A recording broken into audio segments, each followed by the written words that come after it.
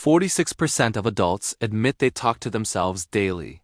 Psychology reveals they might be the smartest people in any room. If you debate out loud, narrate tasks, or coach yourself through challenges, your brain isn't malfunctioning. It's operating at a cognitive level most people never access. Here are 4 psychological mechanisms proving self-talk is pure intelligence. Think about the last time you talked through a problem, searching for keys, writing an email. Did speaking help you solve it faster? Drop a comment if you've argued with yourself and actually changed your own mind. When you vocalize thoughts, you're not repeating information, you're constructing it. Your brain treats spoken words as external stimuli, creating a feedback loop that enhances analytical capability. Abstract ideas become concrete objects you can examine and optimize. Software engineers debug code by tracing it line by line. You debug thoughts the same way. Speaking forces sequential processing. You can't say 10 things at once, so your brain automatically prioritizes and structures. When you narrate your reasoning, you're quality testing your own cognition. Here's the neuroscience. When you say phone while searching, you activate your visual cortex with precision. Psychologists call this stimulus upregulation. Verbal cues amplify sensory processing. While others scan aimlessly, you're running an optimized search algorithm. Your brain highlights exactly what you need. Your working memory holds about 7 information chunks simultaneously. Vocalization creates an external memory buffer. By speaking, you offload cognitive load to an auditory loop. This is why phone numbers stick when repeated aloud. You're not compensating for poor memory, you're expanding mental capacity. Self-talk activates your prefrontal cortex, the executive function center. Studies show people who vocalize goals achieve significantly higher success rates. Speaking engages intention more powerfully than thinking. When you say, "I need to finish this," you're issuing a neural command, not a suggestion. This is self-programming. Military strategists verbalize battle plans. Business leaders talk through scenarios. Your self-talk follows identical principles. When you debate options, if I do X, then Y happens, you're mapping decision trees with computational rigor. You're running real-time simulations while others rely on gut feelings. Notice how you address yourself in second person? Come on, you got this. Psychologists call this distanced self-talk, a hallmark of emotional intelligence. University of Michigan research shows referring to yourself as you creates psychological distance from stress. You're not drowning in emotion, you're observing it from outside. Your self-talk literally calms your nervous system. Verbalizing reassurance during stress activates the ventrolateral prefrontal cortex, your emotional regulation center. You've internalized the same soothing mechanism parents use with children. While others need external comfort, you administer your own psychological first aid instantly. When you talk yourself down from panic, you're engaging the same brain regions therapists activate in cognitive behavioral therapy. You become your own therapist. This third-person coaching, "you can handle this," triggers the same neural pathways as receiving professional support. That's not weakness. That's advanced emotional self-sufficiency. Here's a memory superpower. Reading or speaking information aloud triggers what psychologists call the production effect. Speaking creates a distinct memory trace that silent thinking doesn't. When you verbalize important details, you're literally saving the file in your brain with a priority flag. You process deeply and refuse to let critical information slip away.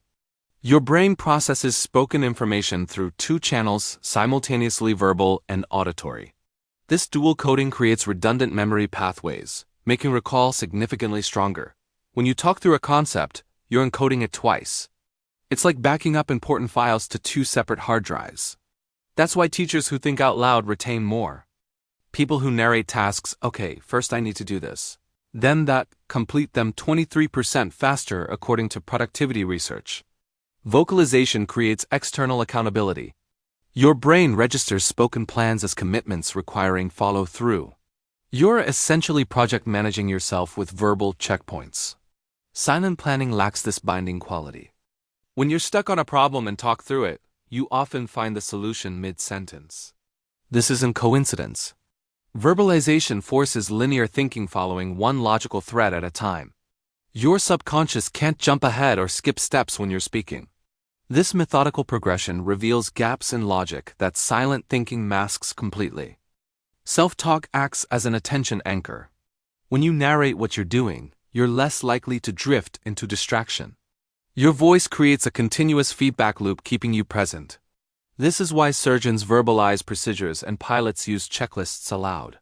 Vocalization maintains razor-sharp focus during complex tasks requiring sustained attention. If this is making you rethink every conversation you've had with yourself, smash that like button. Subscribe if you want psychology content that validates who you are instead of making you feel weird. We're about to cover the part about creativity that'll change everything. Artists, writers, and inventors talk to themselves constantly during creative work. Why? Vocalization helps break mental fixation. When you verbalize a creative block, this isn't working because ... you often discover the solution. Speaking externalizes the problem, making it easier to view from new angles. Silence keeps you trapped in circular thinking. Ever practiced a difficult conversation out loud? That's strategic rehearsal. Speaking activates muscle memory in your vocal cords and mouth. When the real conversation happens, your brain recognizes the patterns. You've literally trained your neuromuscular system for that specific interaction. Athletes visualize performance. You vocalize preparation. Positive self-talk, I can do this, isn't just motivation. It's neurological reprogramming.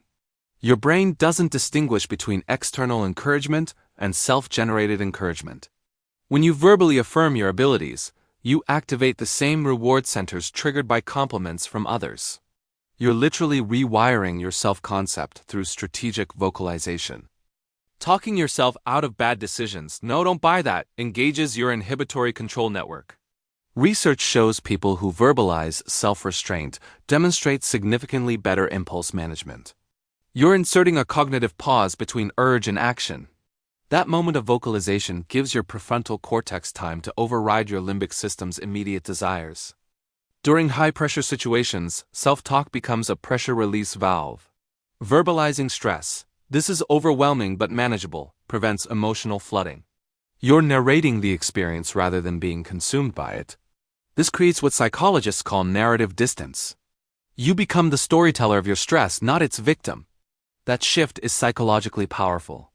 Students who explain concepts to themselves aloud retain information 40% better than silent studiers. This is called the self-explanation effect. When you teach material to yourself verbally, you identify gaps in understanding immediately. You can't fake comprehension when speaking unclear thinking becomes obvious. This forces deeper processing and genuine mastery. Major decisions benefit enormously from vocalization. Speaking pros and cons aloud activates analytical thinking while suppressing emotional bias. Your voice forces structure onto chaotic feelings. Research shows people who verbalize decision factors make choices they're significantly more satisfied with long-term. You're essentially conducting a verbal cost-benefit analysis in real time. Verbalizing new habits, I'm going to exercise today, increases follow-through rates dramatically. Speaking creates what behavioral scientists call implementation intention. Your brain treats spoken plans as social contracts, even when you're alone. This psychological trick leverages our evolved need for consistency between words and actions. You're hacking your own accountability system. Self-talk enhances your ability to see situations from multiple angles. When you verbalize different perspectives from their view, this looks like ... you're exercising cognitive flexibility. This is a cornerstone of critical thinking. While others remain locked in single viewpoints, you're mentally trying on different lenses. That flexibility prevents rigid thinking and opens creative solutions. Notice how you catch mistakes mid-sentence when speaking? That's your brain's error monitoring system working overtime. Vocalization slows thinking just enough for your internal quality control to activate. Programmers find bugs by explaining code aloud. You find logical flaws by talking through plans. This built-in error detection prevents costly mistakes before they happen. For people who live alone or work independently, self-talk provides crucial social simulation. Your brain's social centers activate during self-directed conversation. This isn't replacement for human connection, but it maintains social cognitive skills during isolation. Remote workers who talk to themselves report feeling less lonely. You're keeping your social brain engaged even when physically alone. During tedious tasks, self-talk provides continuous motivation. Athletes use this constantly. Keep going. Almost there. Verbalized encouragement triggers dopamine release, the same neurotransmitter associated with reward. You're essentially creating a self-sustaining motivation loop. Each verbal encouragement provides a micro-reward that fuels continued effort through challenging work. Here's something profound. People who regularly talk to themselves tend to have stronger self-awareness and authenticity. You're comfortable being alone with your thoughts, literally comfortable enough to voice them. This suggests healthy self-relationship. You're not performing for anyone. You're being genuine with yourself.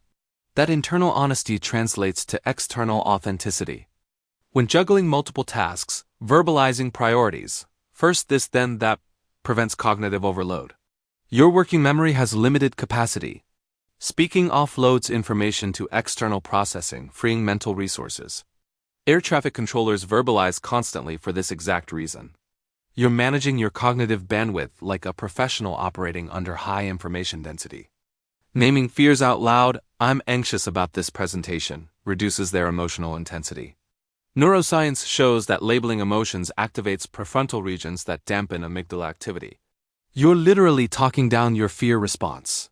Therapists teach this as affect labeling. You've already mastered it instinctively. That's sophisticated emotional regulation happening automatically. Self-talk helps distinguish between helpful thoughts and destructive ones. When you vocalize worries, you often hear how irrational they sound. Speaking externalizes internal narratives, making it easier to evaluate their validity. You're essentially performing real-time cognitive behavioral therapy on yourself. This self-correction prevents spiraling into unhelpful thought patterns. So what does all this mean? If you talk to yourself, you're not weird, unstable, or losing your mind. You're demonstrating advanced cognitive abilities, superior memory, emotional regulation, problem-solving, and self-awareness. Your brain operates at a level that requires external processing. While others judge or hide this habit, you should recognize it for what it truly is: a sign of intelligence, not instability. The smartest people in history, Einstein, Tesla, inventors, creators, all talk to themselves constantly. This video is for educational and informational purposes only. It's not professional, psychological, or medical advice. If you're concerned about your mental health, please consult a qualified mental health professional.